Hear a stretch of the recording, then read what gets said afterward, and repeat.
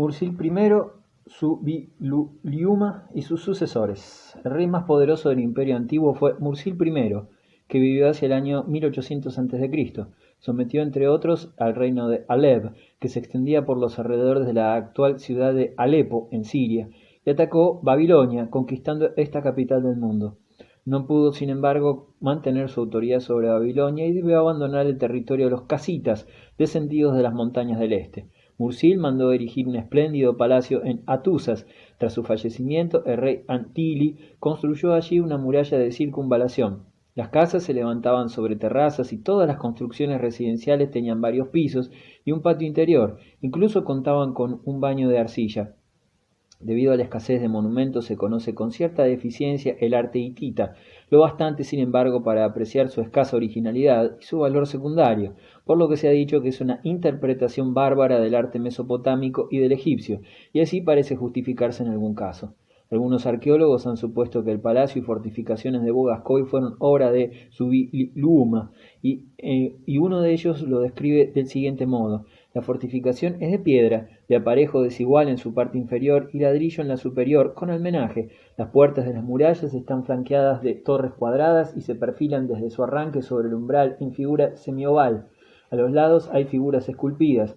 Lo que se percibe del palacio, que es la planta, afecta un trazado irregular, formado por 4 cuerpos de edificio de las dependencias con una entrada principal a un costado y numerosos departamentos estrechos y largos que rodean a la verdadera mansión real, que es rectangular y de análogo trazado con patio central.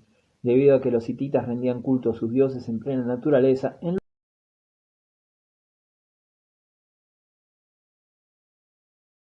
la propia Atusas.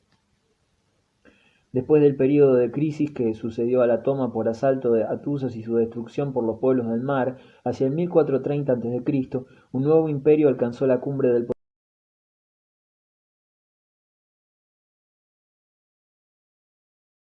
Cristo. Los reinos vecinos temblaban ante los hititas y Subiliuma mandó grabar inscripciones que cantaban sus victorias. A instancias de los faraones se designó a sí mismo Dios y se instituyó Yo el Sol, Subiliuma, el soberano del reino de Ati, el intrépido, el favorito del dios de la tempestad. He marchado al combate, he llegado a Guayagani, he capturado a los habitantes de Suta, la capital de la provincia, y los he trasladado al reino de Ati, con sus bueyes, sus cerdos, sus caballos, todas sus posesiones y todos sus esclavos. Su rey Dusrata huyó, no ha salido a mi encuentro en el combate.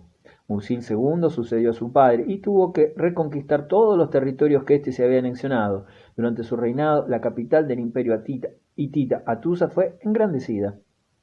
En el gobierno de su sucesor, Mutalu, 1315-1290 a.C., los hititas entablaron un combate decisivo contra Egipto, país que entonces estaba gobernado por Ramsés II y había superado la depresión sufrida durante y después del reinado de Tutankamón. Ramsés II quería reconquistar los territorios perdidos al este del Mediterráneo, pero sus huestes sufrieron hacia el 1300 la tremenda derrota de Kadesh, descrita en el tomo primero, página 167. El poderío de los hititas se hallaba entonces en su cenit, pero el reflujo político y el ocaso se acercaban. Atusil III arrebató el trono a su yerno, conquistó algunos territorios más y pactó con Ramsés II, a quien ofreció su hija en matrimonio. Poco después sobrevino la decadencia. Hacia el 1190 a.C., Atusa fue arrasada por los pueblos del mar y por los fenicios venidos del Asia Menor. La urbe ya no resurgió de sus ruinas.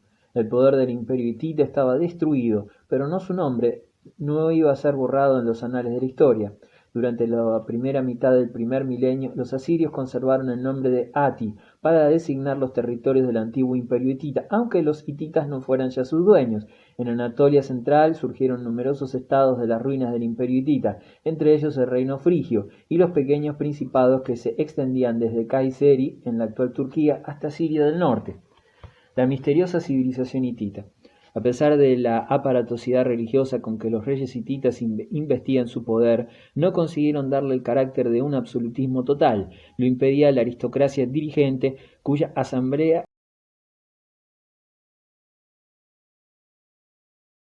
fidelidad. Asimismo, esta asamblea juzgaba los procesos contra alguno de sus miembros o contra los parientes del rey. Además, existían dos categorías de funcionarios, los administradores y los agentes del culto. Con todo, una gran parte del imperio hitita escapaba a la administración directa de la monarquía, ya que, según parece, la vida económica del país se basaba en un sistema feudal. Los vasallos estaban unidos al rey por contrato, y además, a su vez, con sus propios vasallos, como en la época medieval. Siguiendo los precedentes mesopotámicos, los hititas practicaban un comercio activo con un sistema variado de préstamos, garantías y fianzas. La industria metalúrgica era próspera y el hierro hitita era objeto de exportación hacia los países del este y del sur. Como los comerciantes babilónicos, los hititas sentían un apetito desordenado por el oro, que no cesaban de mendigar a los faraones. Los reyes casitas de Mesopotamia, por otra parte, hacían otro tanto. Los hititas exportaban también caballos, que a partir del año 1500 a.C. fueron muy estimados. Se necesitaban tiros para los carros de guerra y los coches de caza reales. Un importante documento hitita, el texto Kikuli, enumera con mucho detalle la manera de cuidar y domar un caballo, para hacerle un excelente corredor. Parece, sin embargo, que Kikuli, autor del texto, no era hitita, sino hurrita. Probablemente estuvo durante cierto tiempo en el imperio hitita por cuenta del Estado para dar lecciones de doma y cría caballar. Este texto data del 1350 a.C. y es el más antiguo manual conocido de esta especialidad. El derecho hitita. Las leyes hititas han llegado hasta nosotros en dos tablillas de texto cuneiforme que hacen pensar en la existencia de una tablilla suplementaria que los arqueólogos no han descubierto. Dichas leyes están concebidas indiscutiblemente según los códigos mesopotámicos y reglamentaban cuestiones.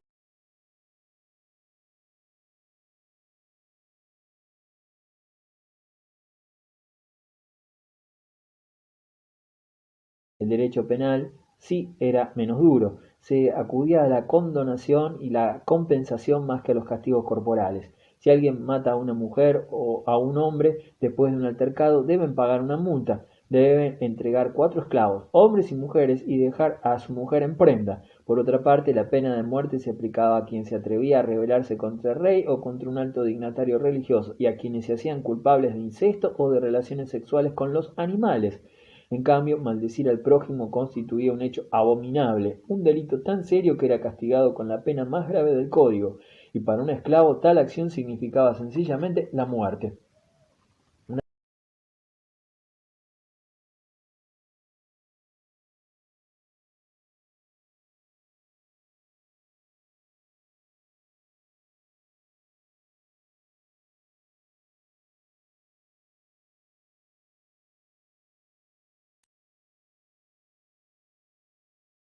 Se trataba, pues, de una especie de baremo de salarios máximos.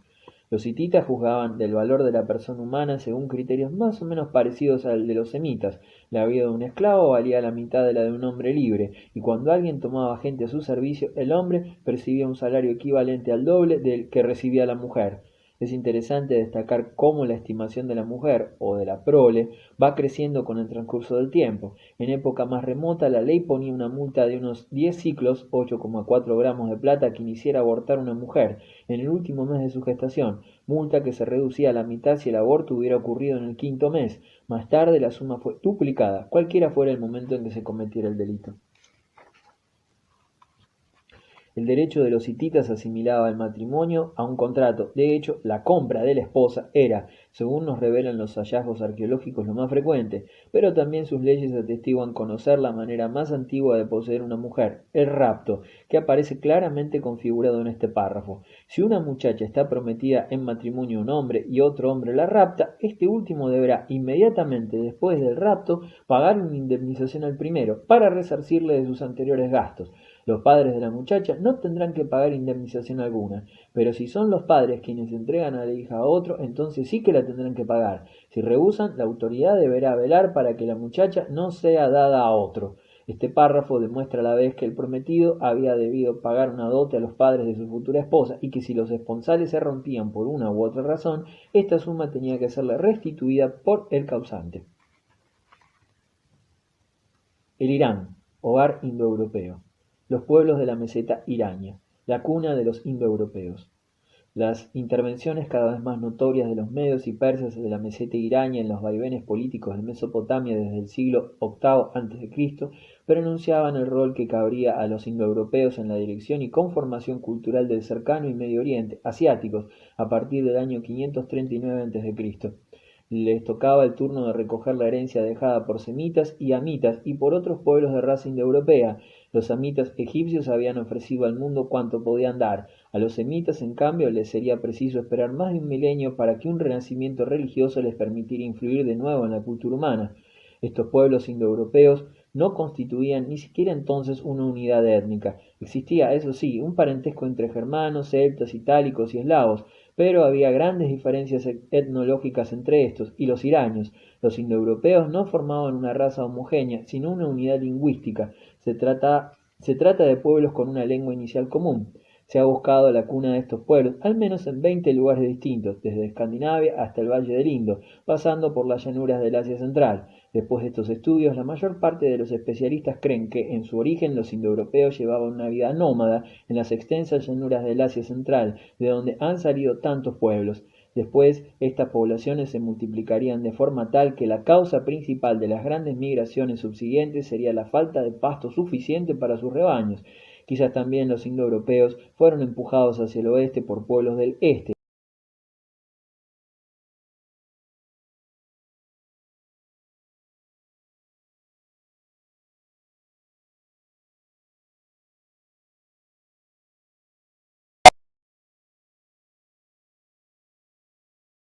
Solo la lingüística nos proporciona algunas indicaciones con el estudio comparativo de las lenguas indoeuropeas. Y es en este terreno del más alto interés donde investigadores perspicaces nos han descifrado la materia, estableciendo en forma innegable el parentesco que une a numerosas lenguas indoeuropeas, indias, persas, griegas, itálicas, célticas, germánicas y eslavas. Ejemplo de ello es la palabra padre, oriunda del latín pater, que ha dado padre en español e italiano y per en francés, y que en alemán se dice Vater, en inglés Vater, en neerlandés Vader, en griego se decía Pater, y en persa antiguo y en el antiguo hindú Pitar. De igual manera, la voz madre corresponde respectivamente a mater en español e italiano madre, en francés mer, mutter o mutter, moter, moeder, meter y matar en ruso. Asimismo, hermano se dice vatar en sánscrito, bharat en ruso, frater en persa antiguo y latín, de donde fratello en italiano y frère en francés, bruder en inglés, broeder en holandés y bruder en alemán. Hemos de admitir, pues, que estas diferentes formas han sido todas de una misma palabra primitiva, empleada por todos los pueblos indoeuropeos antes de que cada uno abandonara el país común para emprender su larga peregrinación. La ganadería, una determinante migratoria. Durante la primera generación que siguió a la separación, las diferencias lingüísticas no fueron tan grandes, las diversas tribus podían aún entenderse, pero cuanto más se separaron unos de otros, más divergieron sus dialectos, hasta llegar un tiempo en que la lengua de cada uno de estos pueblos llegó a ser incomprensible para los demás, y recíprocamente. Después de varios milenios, inteligentes filólogos han descubierto las semejanzas entre las lenguas de estos pueblos dispersos y se han formado una idea del idioma indoeuropeo primitivo, por comparación y reconstrucción, y esta lengua primitiva es la que aporta algunos datos, por otra parte muy inseguros, sobre la vida del pueblo indoeuropeo y quizás también sobre el país donde su origen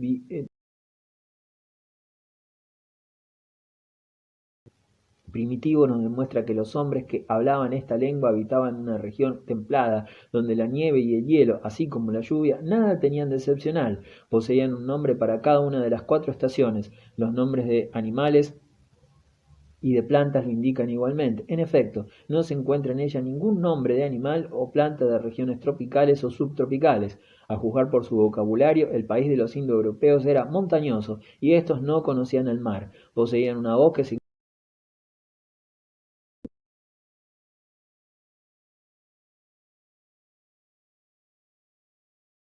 procedamos con cautela. La lengua primitiva no tiene ninguna palabra para selva, floresta, bosque, lo que no significa forzosamente que la vegetación frondosa fuese desconocida en el país. Puede ser que los indoeuropeos no consideraran un grupo de árboles como un bosque, ya que existen palabras para traducir árbol y designar diferentes especies de árbol, en particular el abedul.